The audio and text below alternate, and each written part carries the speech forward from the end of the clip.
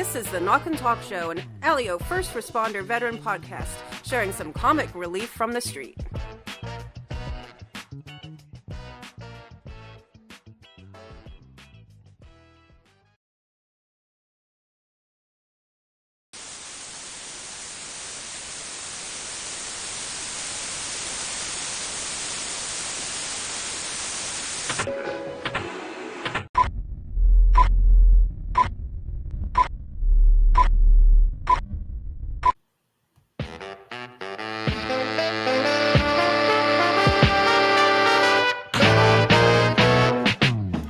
All right, ladies and gentlemen, welcome to the next and latest episode of the Knock&Talk Show.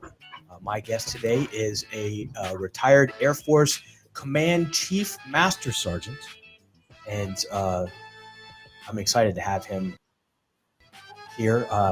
He's in the field, so we're going to have some, I know we're going to have some from the nursing field, medical field. And Dave, thank you, my new friend, for coming on the show. Yeah, you bet, Patrick. I appreciate it. Good stuff. What a great concept. I think there's a mental health component to all this. You know, we can just get on here and tell stories. And I was telling somebody a story the other day, and they go, "Oh, you got to tell this guy. You got to tell this guy." So, you know, I like storytelling, and you know, command chiefs are supposed to be this rough around the edges people that have no sense of humor and a lump of coal for their heart. So maybe I can change that perception today. Well, yeah, I never met anybody over the rank of senior. In my brief 4-year Air Force career, I never met a chief, much less a command chief. So this, but you are the second command chief that I've had on the show, Erica Kelly, out of the reserve. She was command chief out of the reserves. Right. She had amazing stories. But yeah, this is an honor to have you on, you know, another fellow Air Force veteran. And I guess right out of the bat, did you spend all 30 years as a commissioned officer? Did you do a enlisted commission? No, I was an enlisted guy for 30 straight years, you know, ending up at the chief level, so at the E9 level. No, I started, I'll tell you, I grew up on a farm. I got a lot of farm stories. We don't have to tell them today, but I can go on forever. You know, I grew up on a farm in Northern California. And all things that come with growing up on a farm, good, bad, or indifferent. Left home when I was 19. Went in the Air Force in 1984. In fact, anybody that's listening that was down there, I went to Lackland the year that it snowed. I mean, it really, truly, absolutely snowed. What? In San Antonio. Wiped the place out, man. You know, you're an Air Force guy, so and other people listening to this that are military people that have been through basic training, or even your law enforcement folks that go through the academy. You know, you got all that marching and the drills and all that stuff that goes on with the team building. It was so bad down there, they closed down the town. The TI took us out of the dormitory. We all ate. He came out and he said, "We're walking from here to here, and the goal is don't slip and fall." So here we were, this big rabble going down the street. We weren't in formation. There was no cadence. There was no marching. It was just get from here to the place and get your shots and get back because there was ISO. And, you know, there's no such thing as skipping a day of training. Yeah, just totally paralyzed the place. It was awesome. It was great. Wow. So, I can't imagine.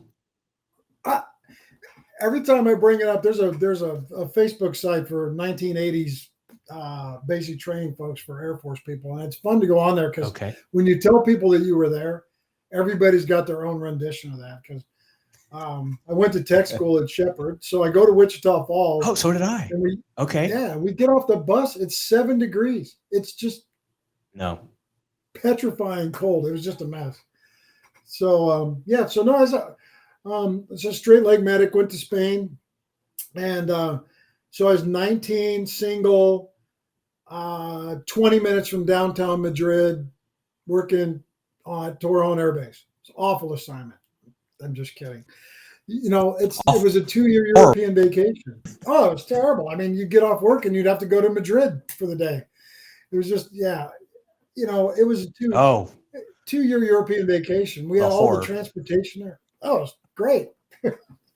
He was great. So Wow.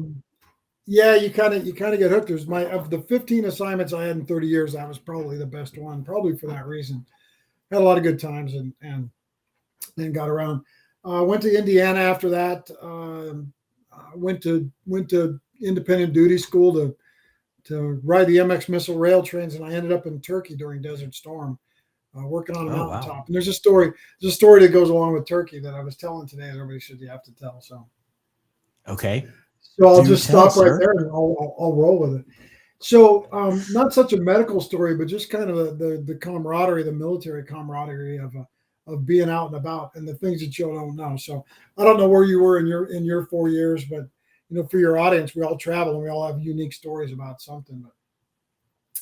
So I'm in Turkey. I'm the medic. So there's 2 medics, and we got about 125 guys living on a mountaintop, on a hilltop, in the middle of a Turkish base, away from everything. So that there's nothing American. I mean, you got to go downtown. You got to learn how to buy bread. You got to learn to do the Turkish thing. So one of the things that we like to do is on a weekend, we let our faces grow out a little bit, and we go down there. They had amazing barbers. They hand shaved you. They do double hot shaves, and so it was always a big joke. And I was a new guy at a certain point in time. It was always a big joke to take the new guys downtown to put them in the barber chair, because they'd lean you back and cut your hair, and then they'd lean you back, and they got the hot towels on your face. They got all the shaving cream on your face, and they'd shave you. I mean, down to the skin, they'd shave you, and then they would do it again. It was the most amazing thing. They had this hot, and they double shave you, and this double shave. And then this guy put this stuff on your face that was somewhere between lemon juice, alcohol, and the worst perfume that a date has ever had. And he put it, and he put it all over your ears and down around your around your nose. And then Patrick, he would light your face on fire. He'd light it, and your whole face would go whoo, like with a flame. Yes, with a flame. Yeah, he'd light it with a lighter, and it kept. The goal was, this was Turkish barbering. The goal was all those little hairs that you would normally clean up with a razor, it just burned them all off. So take a new guy, you don't tell him that that's going to happen. No. It's just new guy orientation. And so you don't tell him what's going to happen, but it's a spectator sport. You're sitting there waiting for this moment, right? Waiting. And everybody goes, so my turn comes, and obviously my Turkish friend that did this stuff, he put too much in my left ear. So it had a puddle right here. So when the flame goes, it keeps burning. Oh, no. Well, they have a process for this, because everybody has a process. They have a process for it. And the process is to take your left hand and hit you in the side of the head as hard as they can hit. I would love to watch this. Oh, he drills me. He just drills me. And everybody's rolling, laughing, because that hadn't even happened to them. I was the A Baron. You were the guinea pig. I was that guy. So that was an amazing assignment to learn so much about so many things and to get ingrained in culture. And it's just good stuff. But that builds camaraderie, especially when you're the medic. I mean, you're the guy. I mean, anything bad happens and you're the guy. If you can get out and mix it up with people like that, and they kind of appreciate it. Yeah, I can see that. So roll the clock forward now, and I've been in Turkey. It was a year-long remote, and I've been in Turkey for about 6 months. I was telling this story yesterday, and my friend that I exercise with in the morning, she goes, "You have to tell this story." So I'm gonna take her advice. It is a pretty good story. So in Turkey, if you don't know, the young men, they all get circumcised around the age of 13. And this is a big, yeah, I know, right? 13? Yeah, and this is a big deal. This is an event. It's likened to almost like a bar mitzvah. I know to everybody that's making faces. It's likened to a bar mitzvah, and I didn't know any of this. This is a big family event. It's a big intimate thing. So to be a foreigner, to even be included in any of this is a big deal. But I didn't know any of this. So I'm invited to this party, and I'll tell you how that works later. So I'm invited to this party, and it's it's based around this kid's circumcision. That's a family member of some of the Turkish pilots that we were serving with. And so, unbeknownst to me, there's part of the ritual is that the hierarchy, especially in men in Turkey, is kind of where you sit in a vehicle. And so you don't sit in the front passenger seat. As Americans, we used to fight over it as kids, Shotgun. And jump in. Right, yeah. So that's kind of a position of honor, and you don't get to do that. Except the first time you get to do that is on the day that you're getting your circumcision. And when they put you in the seat, they tie all of this stuff on the mirrors on the car, on both sides of the mirrors on the car. And then when they drive through town, everybody notices this. So they honk and they wave and they're clapping. It's people you don't know, but they know that they're taking you off to get your circumcision. Right? So much for a private moment. Right. So I don't know any of this, Patrick. I know none of this. Right. All I know is that this thing is happening and they're taking me. So my pilot friends pick me up at the base. They take me off at the base. I don't know where we went. We stopped someplace. They put me in the passenger seat. And they tie all this stuff on the car. And they drive me around all over town. And I'm thinking, man, I am hanging out with some pretty popular people. People are waving and they're having a good time. These guys this is Turkish humor at its finest. These guys have got tears running. They are laughing so hard. They've got tears running. And I'm clueless to the whole thing, right? So I get to the place and I know a few people there, and a couple of them spoke English really well. And I'm like, hey, we had this thing, and people were honking, and it was a lady, and she goes, what are you talking about? So I take her aside and I said, yeah, I said, I'm in the car. And she goes, what car? And I'm explaining this to her. And she goes, boy, you've been had, man. She goes, everybody thought you were headed off for your circumcision. Oh goodness. So there's the beauty in all of that. Yeah, I mean, I've got a lot of those, a lot of, just, I love the culture and how it works. And you mentioned I'm a nurse and a medic. I put myself through nursing school and did shock trauma and I had my share of time in combat zones. So there's all of that, but there's always a funny. And yeah, you kind of said just kind of roll with it. This is a true story. This is an Air Force story. What did you do in the Air Force? I was F-16 avionics. I was stationed at Moody Air Force Base down in Valdompster, Georgia. Mm-hmm. Special ops, man. Now stuff. It is. Then it wasn't. I was there. I was with the 68th Fighter Squadron. Nice. That has been decommissioned. It doesn't exist anymore. Right. Our planes were given out to all over the place. But now it's a special ops base. Right. You were probably working on like C models or D models. C and Ds. Mm-hmm. Yeah. Block 40s. Okay. Yep. Yeah. Yeah. See, when you're a medic and then you get to be a command chief, you got to learn all of that stuff. Right. Yeah. You got to lead all of those. You got to lead all of those people. So that was in 91, 92. I went to Hayford. I went to England after that, but they sent me back to Saudi Arabia and went back to England, back to Travis. So I'll tell you, most everybody that's been in the military and quite a few people probably on the planet have seen the movie Black Hawk Down. Mm. Well, I was in Somalia during that time. Oh, in fact, I got there just a couple of days. Mike Durant was still hostage when I got there. It was a long story how I got there and why I got there and who I got there with. And that's not a humorous story. That's just a story about my life. And it was a mind-boggling place. It was a life-defining moment, the time that I spent there. I can only imagine. But I liken it to like an old Vietnam movie just because of the constant presence of the helicopters, the constant presence of a threat. But as people will say, in wartime, it's sometimes 99% boredom with 1% just absolute, terror, sheer terror. And so there was a lot of boredom while we were there, along with the mission. The mission was there, but there was a lot of boredom when we were there. So our cops, these are security forces guys. These are Air Force security forces guys. So they're doing airfield security. Our cops are not bored, but they're creative.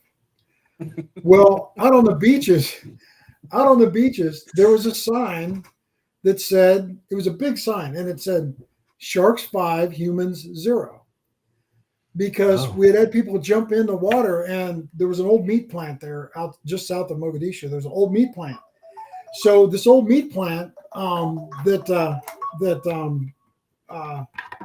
sorry about that. This old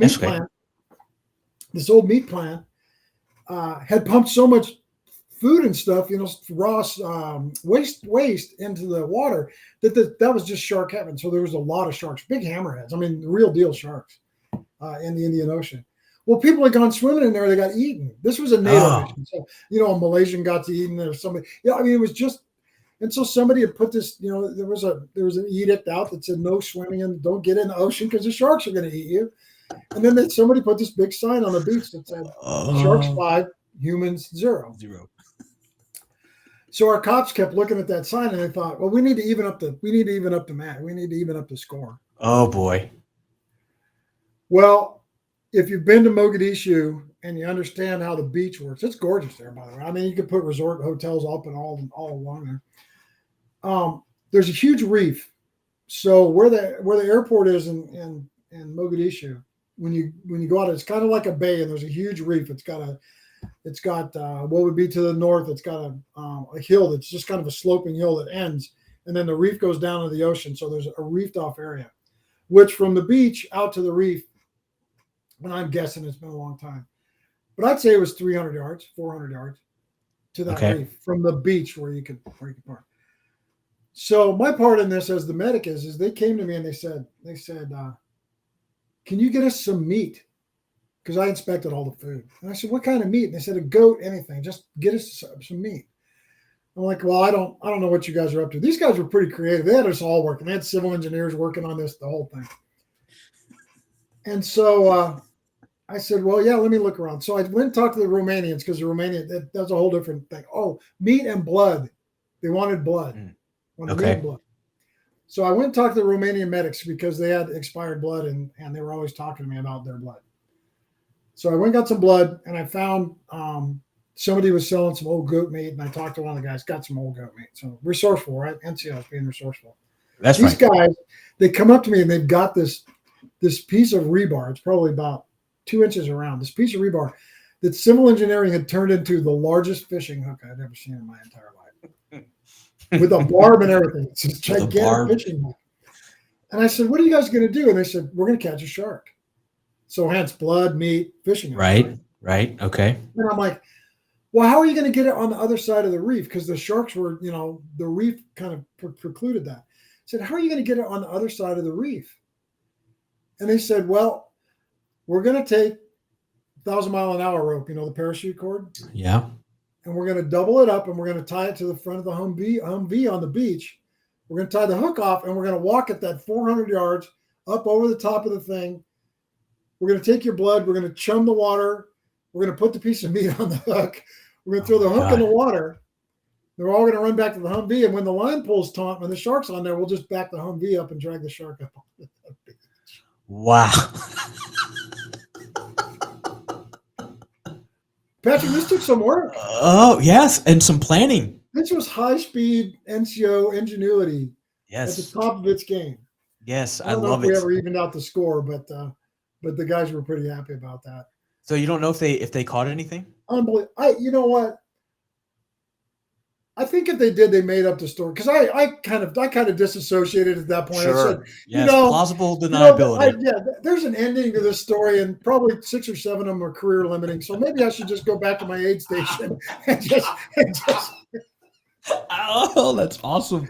But the story does go that they did drag one all the way up on the beach and kill it, and then change. Rumor has it. Rumor has it. And it's security forces guys, so you never know, right? Right. Oh, yeah. Those guys, they were some of, as you said, the resourceful. Not all of them were the smartest, though. Right. So I worked on the attack control systems on the F-16. Right. So my job was to fire control radar. And every once in a while, we would have to do a radar replacement, and we put these giant metal reflective cones out in front of the jet. It was like like 60 feet on either side and 60 feet straight out, and it made this triangle cone out in front of the jet, and it said, "Warning, radiation exposure. Do not cross this line." Right? I know the sign. What do they do in their little Ford or Chevy pickup truck? Drive right between the cones, right in front of the jet, while I'm blasting out like eons of radiation. Yeah. And I'm like, because there's no time to turn it off. Right. You can't just turn it off. Right. Anyway, so back to your story, sir. No, that's a great story. And then you follow up with them later and you say, "Did you ever have children?" Yeah, right. Do they glow when you turn the lights off? I'm just wondering. That's good. I love cops. I led a lot of cops, especially in my last job in the 20th Air Force with the missile folks. And I'm going to tell you, it'll probably be closer to the end here. I'm going to tell you a story about that. Okay. And it's all true because I lived it. Okay. And it's kind of a signature thing, and it's a little bit funny and it's a little bit sad, but it has everything to do with cops. Okay. Missile cops. Yeah, missile cops. All right. Different breed. So when I left Somalia, I went back to Travis, and that's when I finished my nursing stuff. Got my registered nursing stuff. I wasn't I was still working as a tech, and I was moonlighting downtown. And when you work at those big hospitals in the military, you get everything, right? So that was still at a point in time where somebody might come in that was born in 1890s, right? Okay. World War I veterans were still alive. There's the tail end of it. But the majority of our clientele were old World War II guys that were timing out, that were either retirees or benefits eligible, or some of the Vietnam guys. Okay. So I was a shift leader at that time. So I had a couple guys working for me, and then, the rest of the staff, and it was busy. So we get this guy in, and this guy comes in, and he's about 5 foot nothing, 100 and nothing. I mean, he's just shriveled up, right? He's white as a ghost. And I said, "Well, what's going on with you?" He goes, "Well, I'm bleeding." And I said, "Where?" And he goes, "Well, I'm bleeding from everywhere. I'm bleeding from the top. I'm bleeding from the bottom." And just a gnarled old guy, right? Okay. And I'm like, "Okay." I said, "Well, what's your story?" And he goes, "I'm a Marine." And I said, "Yeah." I said World War II, Korea. He said, "World War II, Okinawa." I said, "Okay." I said, "We're going to square you away." So the process on that is, when they're bleeding like that, is you got to get IVs in them. You might have to give them blood transfusion. You got to do some life-saving stuff. But this guy is, you can't tell. I mean, he's ready to storm the beach. So we got him up in the bed. We got the IVs in him, and he's F-bombing every other word, and he's, "What are you doing there? What are you doing there?" And that kind of thing. So finally, he looks at me and my buddy, and he says, "I got to go to the bathroom." And I said, "Well, you gotta do number one or number two." I probably didn't say it that way, but I said, "You gotta do number one or number two." I gotta take it, I gotta take a dump. So you don't stand these people up, man. They don't have any blood in them, right? If you stand them up, they pass out, they fall over. You don't do that. You just don't. That's why you have them in the bed. So I hold up a bedpan, and he goes, "I ain't using that." And I said, "Well, you have to." I said, "You can't get out of bed. You're going to pass out." He goes, "I'm not using no damn bedpan." He goes, "I'll shit right here, but I'm not using the bedpan." Back in Okinawa. I mean, he's back in Okinawa. Oh yeah, the guy is up Mount Suribachi. I mean, he's totally all in.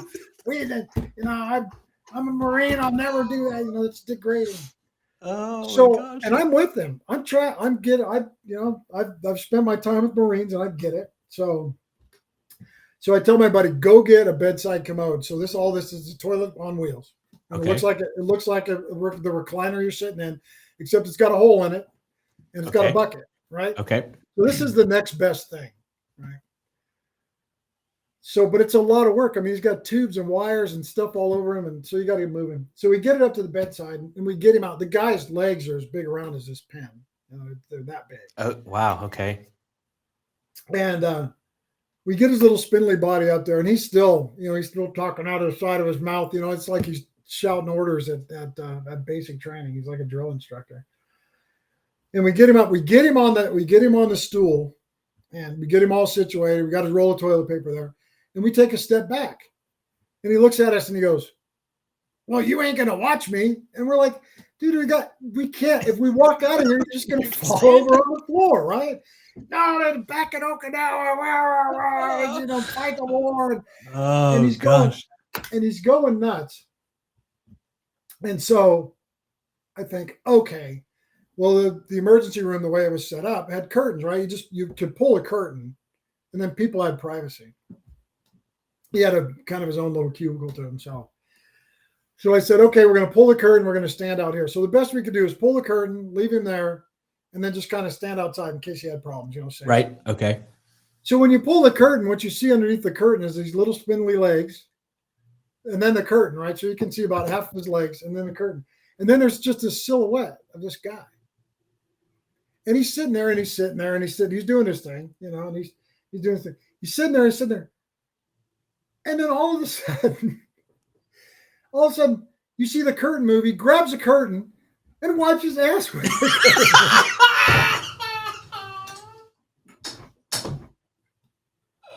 So all you see is the silhouette, grabs a curtain, does this thing. This is all like in a bad movie with just a little cutout outline. This is all going on. We're laughing. Oh my God. That is awesome.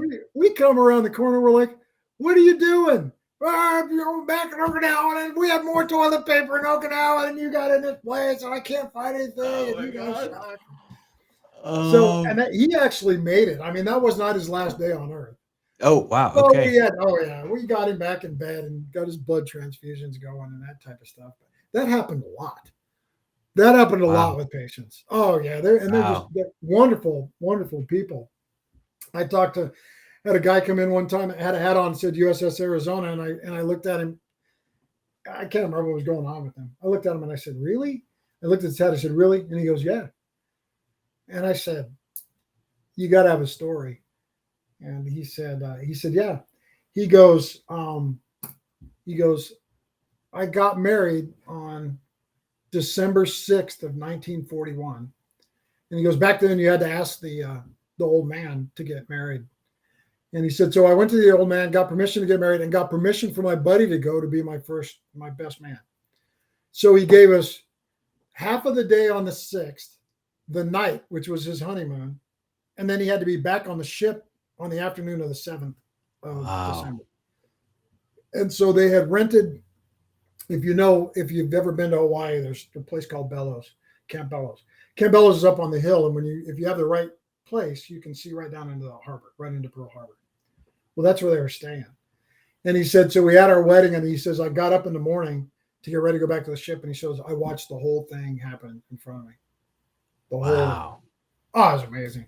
Amazing story. I mean, yeah, you just don't run into people that will give you that level of detail. So that's not a humorous story, but it's an amazing story. So for the listeners and viewers that don't know, can you explain who the old man is? Oh, the old man. Well, back then, their old man would have been the captain of the ship, right? Right. E6 colonel. Well, their captain Air Force is an 03, Captain Navy is an 06.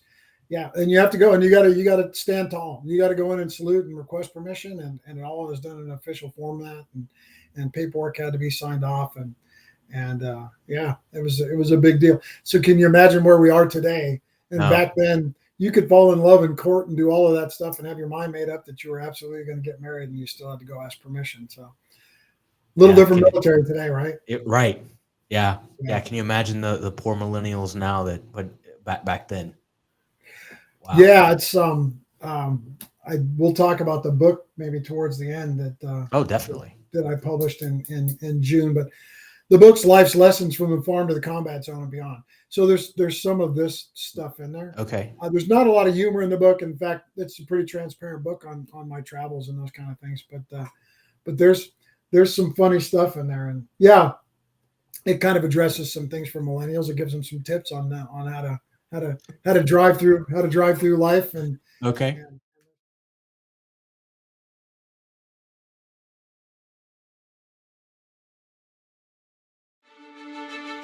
Attention veteran business owners. Do Do you want an easy way to be certified as a veteran-owned business? Do you want a better way to show it off in the same hard-charging fashion as our old unit patches? Do you want an easier way to be found and get business write-ups, more interviews, social media promotion, and more? avboa.net has your 6. Get access to over 20 hard-charging digital badges for web and social media shares that shows you are a certified veteran-owned business. You've earned it. Show it off. Visit avboa.net today and use code KNOCK6, that's KNOCKSIX. Get your digital badge today.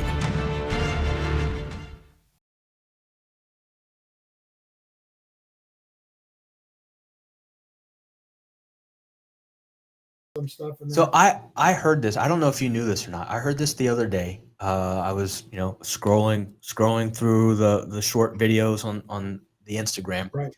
and do you know where you spoke of the drive-through? Do you know where the drive-through came from? It was invented for the military because they were not allowed to,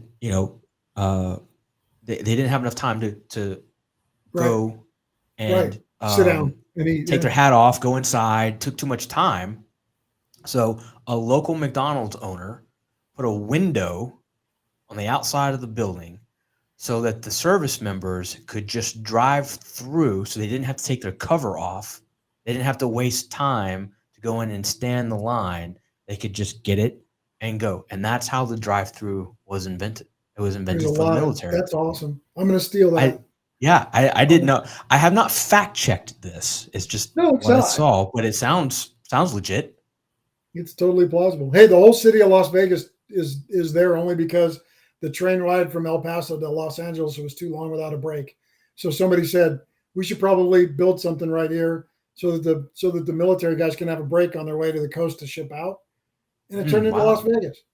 Wow, I didn't know that. I just thought it was all about the booze. That's like, right. like transporting the booze. They needed like a central collection area for distribution. Later on, Las Vegas anointed themselves as a central collection point for a lot of things. For a lot of things, yes. That's right. I was stationed at Nellis, Indian Springs. Okay. In Indian Springs, I was one of the first batch of guys to go in there and set up the UAV program. Oh, we started it all from scratch out there. Yeah, that was pretty good. So. Yeah, so those are some trials and tribulations of Travis, and Indian Springs was right after that, and then off to England to Fairchild, and then off to Japan. Yeah, I'll tell you. You talk about the cultural things. When I was in Japan, we had to prep the base for chemical weapons because it had never been done before, and then the North Koreans got different missile technology, and so now everybody had to wear chem gear. It's a big change. It's a big change, and they moved me to the wing, to the IG office to head all that up, to make all that happen.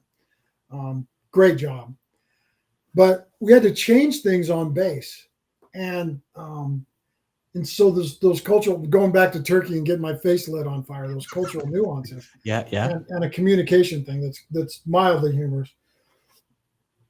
We had to change all the airfield lighting, and so with airfield lighting, it's not just the lights, right? You got to pull up all the electrical, all the boxes, everything's got to be done. And so they had a full redo of that. Well, a Japanese contractor did that. And in the contract, when we let all the contract, all the signage had to be put up, right? Everything, anything that was above ground that was infrastructure had to have a sign on it, whatever it was.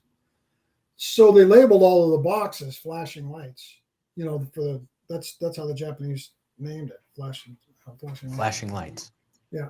So we went around we were doing some evaluations on that. Well, you know that the Japanese don't use L's. They don't know how to use an L. And so just because if they try to speak English, because of the way Japanese is, they don't have the concept of making the L sound. Okay. It comes out like an R. Okay. All right. So every sign, the L on every sign was replaced with an R. No. Everywhere.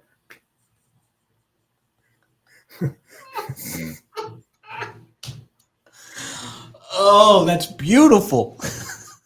It's a communication thing. Yes. You have to, Wow. yes, we Wow. probably should have given them an example of what we wanted instead of Mhm. leaving it to the vice, right? Yes. Yeah. Yeah. So there was a little campaign to clean that up. That I don't know how many taxpayers' dollars that cost to get rid of the R's and put the L's back in. Put the L's back in. Yeah, it was good stuff. Oh gosh. So in the Air Force maintenance books that had to go out in the pouch in front of the aircraft. So if you ever replaced a part or anything, we would shorthand it R&R, removed and replaced. Right. Yeah. L&L. Right. Well, you know what? I worked with some pretty creative maintainers. They might have done that. They might have. They might have just put L&L on there just to do that. Yeah, that was a pretty good laugh. Yokota was to Guam. I'm trying to think about a crescendo moment in Guam that was humorous, but probably not so much. I'll tell you the missile field story because it's one of my fun. I find it amazingly funny. It takes a minute to tell, but a career-defining moment. Okay. So for people that are thinking that maybe they can't make a difference or if I say this, nobody will listen or those kind of things, and that's not the truth. So I'm the command chief for 20th Air Force. So that's all the missiles in the United States, right? So the bases, are Malmstrom in Montana and F.E. Warren in Wyoming and Minot in North Dakota. And then the states are Nebraska, Colorado, Wyoming, North Dakota, and Montana. And I'm still here in Montana. So I actually when I drive from point to point, I actually get to relive this story, which is it's a legacy story. There's a lot of humor and a lot of tension. This will make you nervous as I tell you. Uh-oh. So I don't know if you remember, but during my time there, when I was working with the 2-star, we had the cheating scandal. The missileers were cheating on their proficiency tests, and it went national. I remember something about that. Big deal. It was a big enough deal that the Secretary of Defense flew out. Mm. So in this process, Patrick, they're coming out to tell us all the things that we've done wrong and to take they got to get their hands on it, right? So they can go back to DC and say, I was there, because it's a national story. I mean, the boss and I ended up doing a 60 Minutes interview. He did all the camera time, but I was there with him. So it was pretty interesting. So they've got a pile of helicopters. They're all Hueys, right? The missile field helicopter. They got a pile of helicopters sitting there. The big white plane lands. Secretary of Defense comes off, and it was Chuck Hagel. So if you know Chuck Hagel, he was an enlisted man in the Army in Vietnam, 2-time Purple Heart recipient, loved enlisted people. And so he gets off the plane, shakes the general's hand. He hits me in the chest, and he says, "How's it going?" And I said, we'll get all this squared away. And he goes, I know. So the strategy was to take the Secretary of Defense and some of his smart people, his entourage, and they were going to be in a certain set of helicopters, 2 helicopters. And then all of the important people, the people that really moved stuff around, which are all the undersecretaries, they were all going to be in a different helicopter. Okay. So the general said, I'll take the wing command chief with me. Let the wing commander, you go with her. So it was kind of a dividing of command staff to go. So I'm in the helicopter with the high-speed undersecretaries. The boss is with the Secretary of Defense. So I'll pause right there, and I've got to digress a little bit. At that time, there was a morale problem with some equipping and organizing and those type of things. But at that time, I had started a campaign that our airmen in the missile fields were the only ones that didn't have proper latrine facilities because they're out in the middle of nowhere. It's just a missile, it's got a chain link fence around it. It was a male-driven force. There was no females years ago. And so they had little tech orders that were informal tech orders on how many APs bags to take to the field and how you pooped in the bags and how you tied them up and how you threw them over the fence and what part of the pickup you put them in when you took them back so you could dispose of your stuff. So it's no different than walking your dog and pooping on the lawn and cleaning it up. Right. Okay. Drove me nuts. They wanted to talk about morale, and I'm like, well, listen, Now I've got female airmen and we've got cameras everywhere. And what do these airmen do? It's not good. No. So roll back to the helicopter. So we're in the helicopter, and these undersecretaries are asking questions about, well, what makes the missile field any different than the rest of the Air Force? You guys have got everything you need. We funded this, we funded that. You've got one of these. Why would you have a cheating problem? Why is there a morale problem? What's wrong with their equipment that's not wrong with everybody else's equipment? This is a big high-level thing. And so the wing commander's answering the questions, and I'm getting a little frustrated. So I said, ma'am, can I take this one? And she said, sure. Well, I'm sitting, I don't know if you've ever been in a Huey, but you can put 4 people in the middle of the Huey facing each other. One person. Okay. You can put 6 in there uncomfortably facing each other with all the headsets and everything on. On the door, there's 2 door seats. When you close the door, your knees are right up against the door. And you're staring out. You're sitting right there. You can't see anybody. Well, I took the door seat. I'd rather ride on the door. There's a lot of reasons, but I'd rather ride on the door. So I took the door seat. So I can't see anybody. I can't do any eye contact, face-to-face eye contact. All it is what I'm hearing on here and the microphone. And so I key up the mic and I say, hey, ma'am, can I take this? And she goes, sure, Chief. And I said, ma'am, this is the only force that doesn't have proper latrine facilities. And she goes, what do you mean? And I said, when we sent them to the field for 3 days, I said they have to shit in AFIS bags. It's crickets now. It's crickets. The whole helicopter. I bet. The pilots it's crickets. Wow. She goes, that's not true. And I said, yes, ma'am, it's true. And she goes, I don't believe you. And I said, okay, well, wait till the helicopter lands. And God bless the tiniest airman on the face of the planet, because I'm going to find the first one I can find. You're already laughing. You've been that guy, I'm sure. I was. So here I am. Here I am with Mrs. Super important person that's been in that job for 9,000 years that controls about all the money in the United States Air Force. Me, and I'm marching her across a missile complex, missile field, farmer's field, coming off a helicopter. And I find the first airman, and I said, tell her what you do when you got to poop. And he reaches, I'm not kidding you. I'm not kidding you. He unbuttons his cargo pants on his pocket. He reaches in, he pulls out 2 AFIS bags, and he proceeds to tell her step by step. Oh my gosh. How to poop. That is awesome. And how to get the poop home. How to get it home. Seriously, there's a whole process of where it goes into pickup and everything. How to get it, yes. How to maintain, and there's winter pooping and there's summer pooping. You have all of it. Of course there is. Her mouse, she hadn't been out of Washington, D.C. in 9,000 years. Her mouse hanging on the ground. She's out in the middle of a prairie in Montana, or was it Wyoming? I think Wyoming. Being taught how to poop in the back. And this young kid is explaining. And I said, well, how do you hide from the cameras? And he goes, I can't hide from the cameras because I have to watch my post. So Right. the guy or the gal that I'm with just turns their back. I said, well, what do the girls do? He said, well, we have to call back to control and have them point the cameras to a different part of the missile site so that the girl can go in the one corner and do her thing. I said, do you think that they do that? He goes, oh, no. Mm-hmm. Now she's hot, right? So we leave. So Patrick, to this day, and I drive through the missile field still when I'm going from point A to point B. To this day, every missile site in the United States of America has its own porta potty. That's awesome. So that's my legacy, man.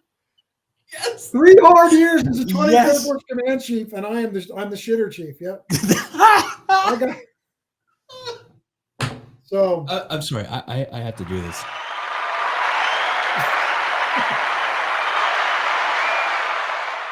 I think that's the 3rd time I've used that button, but that deserved it, sir. Chief, thank you for your legacy. I'd like to say that there's a whole bunch more out there, but and it's, hey, when if you're going to live it, if you're truly going to advocate for the airmen, I think it probably starts with those basic human needs, right? Absolutely. I mean, you, sir, are the airman's chief. Yeah, you gotta get that one. You gotta get that one done. So that is a win, a W in the win column. Absolutely. Yeah. I'm sure I could dig up 1,000 more. I mean, those are probably some of the highlights. And I'm a storyteller. I mean, in the book's Yeah, giving tell us about back. the book. The book is giving back life and leadership from the farm to the combat zone.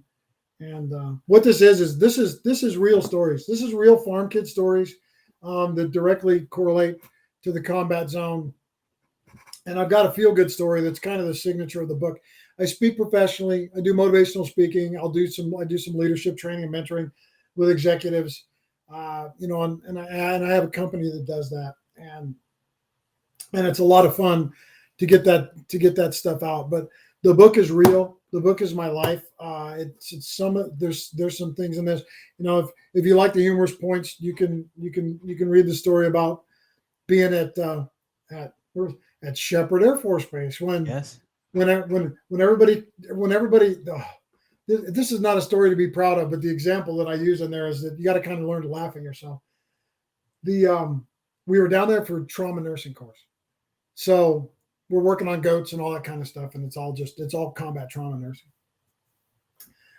Well, I'm kind of a jokester as it is, so everybody thought they'd play the big joke on me, so they talked the hotel manager in to letting them into my room. Oh boy! So they rearranged my room. They did stuff to my room. Okay. Well, I wasn't in the right mood when I came home. I should have been in a maximum fabulous attitude mood and had a smile on my face. A maximum fabulous. Well, we're gonna see. I love it that you laugh. Hold that thought. Okay, I'll see if I can get 2 cheers out of you. Okay. Today. In fact, I should have brought it in so I could show you, but I wasn't. So I lost my mind because I knew somebody had let somebody in the room. So I called the cops. That didn't go well. That made it all the way back to the schoolhouse, and it didn't go well. But the other side of that story in the book is I've been a chief for about 5 minutes, and the command chief at Grand Forks asked me if I'll fill in for him. So the command chiefs always have an executive assistant, somebody that's handling all this stuff. And it's the middle of the winter, and it's cold outside, and we've got to go from point A to point B. So I'm with these two airmen. They happen to both be female. I'm with these 2 airmen that are much younger than me, and but they're with the chief, right? So they're kind of doing my handling. And Patrick, I'm walking down the sidewalk, and I hit a patch of ice, and I fall so hard. I hit my elbow so hard it looked like a baseball. It sounded like a baseball bat going. Ow! Oh yeah, it hurt bad. Oh, but I'm the chief, right? You got to hold it together. Mm. I got tears in my eyes. It's hurting so bad, and I turn around and I look over my shoulder. And these poor girls they're holding back. I'm surprised they didn't wet themselves. They're holding back tears so bad. And I said, just go ahead and laugh. And they're just like, that is the funniest thing. And I just let them have at it. And the lesson from overreacting the first time makes you kind of laugh at yourself the second time. So well, if you can't laugh at yourself, who can you laugh at? Right. And the book is full of one-liners at the end of each chapter that are really life lessons. I mean, things to think about. And I will tell you that I've had friends read the book and they've quit drinking after reading the book. I've had friends read the book and tell me that they need to go home and work on stuff with their kids. I've had friends read the book and change their whole leadership process and style with the situations that they're going through. And these are people I haven't talked to physically on a phone or anything for 20 some odd years, and it's really been good. So. Wow, so I said maximum fabulous and you laughed. Yes, maximum fabulous. It's in the book. Is it? I'm gonna tell you the story because everybody should smile. It's been amazing that the way it's been received now that I tell it. In 2008, I was selected to be the group superintendent at the trauma center in Balad. That's a moving and shaking place. Okay. That's a helicopters all day. And you're taking care of everything from blown up little babies to terrorists and everything in between, to include our men and women. It's a stressful place. It's noisy. It's eerily quiet at times, not a lot of days go by where you're not doing ceremonies with flag draped body bags. So how do you go to Iraq charged with 235 people that are from all over the United States Air Force? They're not, it's not one unit. Most of our people came from Wilford Hall. Well, Wilford Hall was so big that they were meeting themselves for the first time. So how do you do that? How do you make that happen leadership-wise? Well, a couple things. One is, this is kind of what I decided on the way over. The one thing I hate the most in the world, Patrick, is push-ups. And so I decided that we're going to do some push-ups. I'm going to do push-ups. Okay. Everybody's going to do some push-ups because we're going to just share the pain, right? And we'll just be in better shape. And the other thing is there has to be some sort of attitude that shapes every day. There has to be some place to be, because attitude's everything, right? So my typical day would be about 16 to 18 hours, sometimes a little more, sometimes a little less, Wow. 16 to 18 hours. And my office, there was an old Iraqi command building, and they had like 5 or 6 offices in this command building. Well, when they built the hardened trauma center, they built it right onto that building. So the commander's office was in there. And in fact, the only person that had a toilet in their whole entire office was me. That's a whole other story about all the friends that you make when you've got. I bet. Yes. Yeah. Yes. And so, but from my office, I could step out of my office, make a right-hand turn, a left-hand turn, and a ramp went right into the trauma bay. And I told you I'm a trauma nurse and a medic. So I worked. So when the helicopters came in, I just went to work, whatever that was. Right. So my first stop in the morning was I would stop at the chaplain's office, get on a knee, have him pray over the top of me. And it was amazing that one day it would be a rabbi, and the next day it would be a Baptist minister, and the next day it was a priest. And they all said the same words, and it all made you feel good. And it was just goodness. It was a great way to start the day.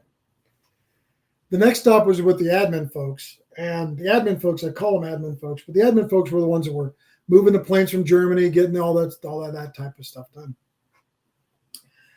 And so I would come in. I had a shoulder harness 9mm on, and I didn't tend to take it off. So I'd say, okay, we're going to do push-ups. And when I first got there, I said, I made it easier, but I said 5 push-ups. Do 5 push-ups. I'll see how you guys are doing. Give me a briefing.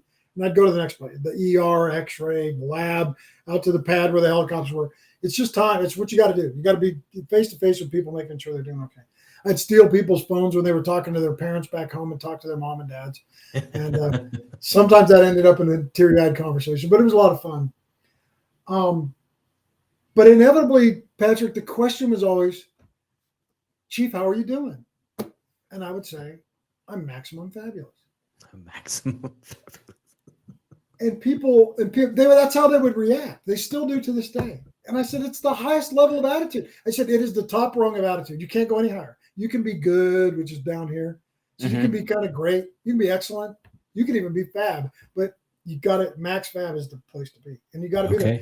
And I'll tell you, if I'm not there, then I need to work on it. And we all need to work on it, because the end goal is to get to max fab, no matter what's going on. So roll the clock forward 6 months later. And the boss is asking me, what do you want? What do you want when you go home? And I said, I want the American flag and Heroes Highway. So anybody familiar with Balad will know where Heroes Highway was. It was a tented off stretch that came from the helicopter pad into the trauma center that was covered. And then the top of it, we had an unfurled, it was gigantic, huge American flag. Well, if you saw that American flag, if you were wounded, doesn't matter what you were, if you were Iraqi or a terrorist or whatever, if you saw that flag, if you could physically see that flag, 99.5% chance you were going to come home alive. It's a pretty good rating. And I attribute max fab to that.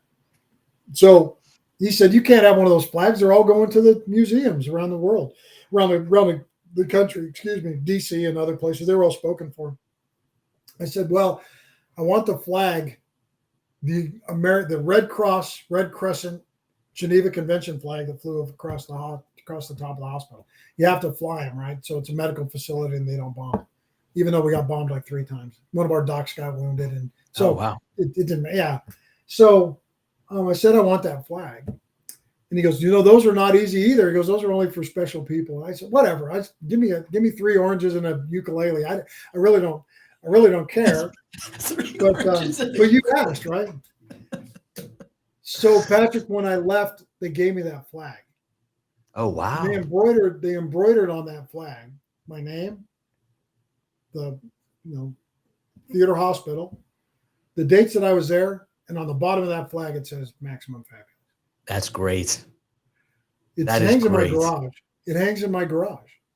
It's what I see when I get up in the morning and I head off to whatever I'm going to go do, and it's what I see when I come back in the house. And so the book is tied to a lot of self-care and those kind of things that you do, but it's all about leadership. It's all about how you take care of people, how you talk to somebody that owns all the money in the Department of Defense and get them to buy shitters for everybody in the missile field, right? So there's your Max Fab feel That good is great. story. For the Yeah, that is awesome. And when I Awesome. speak, I speak around that type of thing. So a little bit of humor, getting your face burned off in turkey, and those are all defining Great moments, stories. right? Yeah, great stories. Yeah. Great stories. Well, Dave, Chief, where can people find the book if they're interested in maybe booking a speech, a keynote speaker? How do people find you and the book? Amen. Amen. Love to do that in keynote, and the keynote I can shape any way you like. So there's some diversity in there. It's not just about the organizational attitude stuff. Yeah. So my website's One Man One Plan MT for Montana. So Mike Tango, One Man One Plan MT.com. You can get a hold of me on there, and you can kind of see what I do. I'm an emergency manager in my other life too. I do all the disaster preparedness stuff. So, so One Man One Plan. My Twitter handle is at Dave Nordel. That's DAVENORDEL, 1L. Easy to find. Nordel's a pretty uncommon name, so if you can do that, you can get a hold of me at dnordel30@gmail.com. Okay. Let me know. And then if you get on, like I said, if you get on the website, you'll get all the particulars for One Man and One Plan. And my phone number is actually on the website. So if you jump on there, give me a call any point in time, and I'll be more than happy to come out and make it happen for whatever the need is. If it's to make you smile, I think I can do that. And if it's for some Max Fab, if you need a little Max Fab in your life, I can bring it. I can bring it in a lot of ways. And if you're running a construction company and you're a little short on shitters, I can probably tell you how to get those taken care of too. So it's all good. It's a pretty diverse thing. This is great stuff you do. I've listened to some of your things. You got some pretty diverse people on here. And, I think anybody that's brave enough to start a podcast and let people consume this stuff, I hopefully somebody got a little nugget or a little giggle out of today. Oh, they will. But it shapes the world, and we all need. I know you talk at Knock and Talk, and it's kind of there for your first responders and that type of stuff, and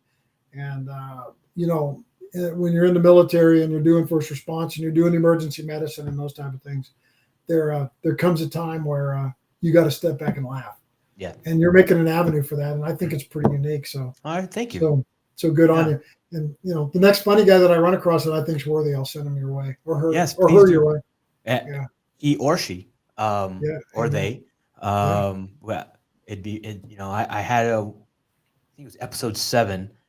I had 3 guests on. It's the first time I had like a multiplex going on. So I would love to have. In fact, if you'd like to come back on another time, I'd love to have you come back. I'm sure we flew over some stories. I'm sure there's plenty more to dig into. I will have all the links that the chief mentioned right down here in the comment section, so you can find him easily. Here's where I get to turn on the extra music. Well, one more time, Chief, show us the book. Giving back life and leadership from the farm to the combat zone and beyond. Leaders are anointed and appointed only by their followers and peers. And there's a whole thing in there. Good on Amazon, good on Balboa Press, good on Barnes and Noble. Okay. #1 bestseller as of yesterday on Kindle. Fantastic. Max Fab with that for sure. Folks, thank you for joining in and listening to the Chief's stories. It's been a great hour. I loved it. Down here in the bottom, you'll see scrolling of that's the sponsor for this show, avboa.net. It's for veteran business owners. It's a collection. It's a growing network of veteran businesses where you can get your digital badge for your website to show off. It's very similar to our old unit patches that we had that we loved so much. So give avboa.net a look. Take up there. Use code KNOCK6 when you check out. And Chief, thank you again for coming on the show. I appreciate having you and you spending this time with me. And for all of you out there, stay well, stay safe, and we'll catch you next time. You bet.